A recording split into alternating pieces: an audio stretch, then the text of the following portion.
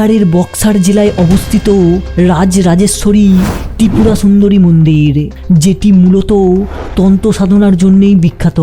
কারণ এখানে বিশ্বাস করা হয় যে নিস্তব্ধ রাতে এই মন্দিরের মূর্তিগুলি থেকে কথা বলার মতো ফিসফিস শব্দ শোনা যায়, যার ফলে এটাকে তান্ত্রিক মন্দিরও বলা হয়ে থাকে। এই মন্দিরে মহাবিদ্যা কালী, ত্রিপুরা ভৈরবী, ধূমাবতী, তারা, ছিন্নমস্তা, ষোদশী, মাতঙ্গী, কমলা, উগ্রতারা ও ভুবনেশ্বরীর মূর্তি স্থাপিত হয়েছে। আর এখানকার স্থানীয় লোকেরাও বলে যে যখন মধ্যরাতে তারা এই মন্দিরের আশপাশ দিয়ে যায়, তখন তারা মূর্তিগুলির মধ্যে থেকে কথা বলার মতো ফিসফিস শব্দ শুনতে পায়।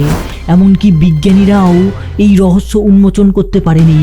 আর তাই তো আমি বারবার একই কথা বলি যে যেখানে বিজ্ঞানের জয়যাত্রা শেষ, সেখান থেকেই শুরু আধ্যাত্মের যাত্রা। এ ব্যাপারে তোমাদের কি মনে হয় সেটা তোমরা কমেন্টে জানাতে পারো। দেখা হচ্ছে পরের ভিডিওটিতে।